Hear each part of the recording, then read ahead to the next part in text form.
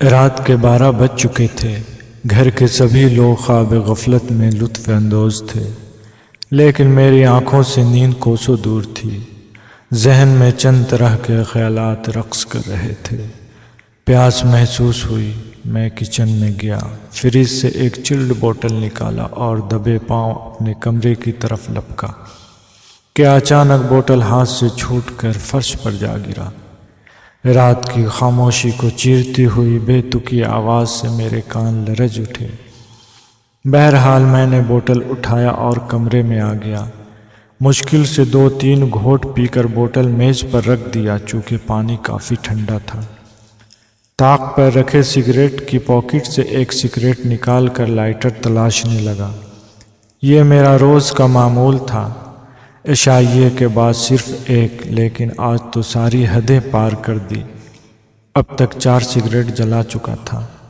سیڑھیاں چڑھتا ہوا لبے بام کھڑا ہو کر میں کش لگانے لگا۔ موسم برسگال کی ہیبت ناک رات جھنگروں کی گونج فضا میں دوڑ رہی تھی۔ تاریکی گرد و نواح میں اپنا پھن مارے بیٹھی تھی۔ خلائے بسیط میں بلا کا سناٹا تھا۔ سیاہ بادل رواں دواں ہو رہے تھے۔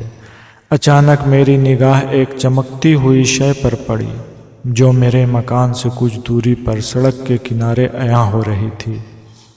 اس کی ضیاء میں کشاں اضافہ ہو رہا تھا۔ اس کے شعاع سے ارد گرد کے پودے درخشاں ہو رہے تھے۔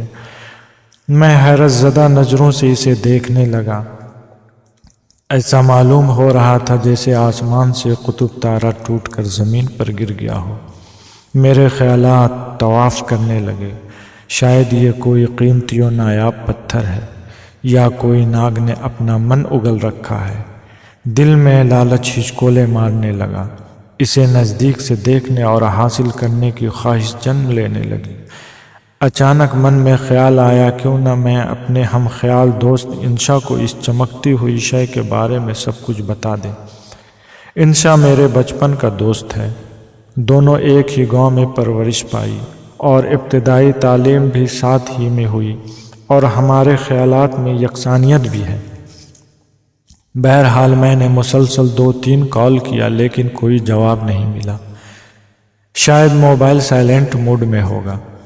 آخرس میں نے فیصلہ کر لیا، اس چمکتے پتھر کو کسی بھی قیمت پر حاصل کرنا ہے۔ میں چھت سے نیچے آیا، موبائل کا فلش آن کر دروازہ کھولا اور باہر آ گیا۔ میرے قدم تیزی سے بڑھ رہے تھے۔ میں اس روشنی تک جلد پہنچنے کی کوشش کرنے لگا۔ ڈر اور جیت دونوں کو یکساں سمیٹے ہوئے تقریباً 10 منٹ مسلسل میں چل چکا تھا۔ میں جیسے قریب ہوتا وہ روشنی مجھ سے دور ہوتی چلی جاتی تھی۔ میرے من میں اسے پانے کا ایک دھن سا سوار تھا۔ اچانک ایک بڑے پتھر سے ٹھوکر لگی۔ میں خود کو سنبھال نہ سکا اور زمین پر گر گیا۔ میں نے اپنے اطراف میں نظریں دوڑائیں۔ یہ ایک وسیع اور سنسان جگہ تھی۔ ارے یہ تو شہر خاموشہ ہے۔ میرے ہونٹوں پر جنبش ہوئی۔ میں قبرستان کے ایک سوکھے درخت کا سہارا لے کر کھڑا ہونے کی ناکام کوشش کرنے لگا۔ پیشانی پر پسینے کی بوندیں ابھرنے لگیں۔ خوف سے مغلوب دل میں ایک عجیب سی کیفیت طاری تھی۔ ایک قدم بھی چلنے کی سکت باقی نہ رہی۔ کچھ فاصلے پر ایک بوسیدہ قبر کے سرہانے وہ روشنی ظاہر ہو رہی تھی۔ اب وہ میرے بالکل قریب تھی۔ میں کپ کپی آواز میں اس روشنی سے مخاطب ہوا، تو کون ہے؟ فضا میں ایک روحانی آواز گونجی، خواہش، میں وہ خواہش ہوں جس کی تلاش میں لوگ قبر تک پہنچ جاتے ہیں، جیسا کہ تم۔ میری آنکھیں کھل گئیں۔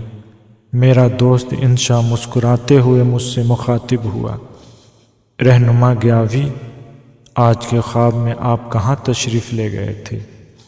اس وقت میرے ذہن میں غالب کا یہ شعر رقص کر رہا تھا، ہزاروں خواہشیں ایسی کہ ہر خواہش پہ دم نکلے، بہت نکلے میرے ارمان لیکن پھر بھی کم نکلے۔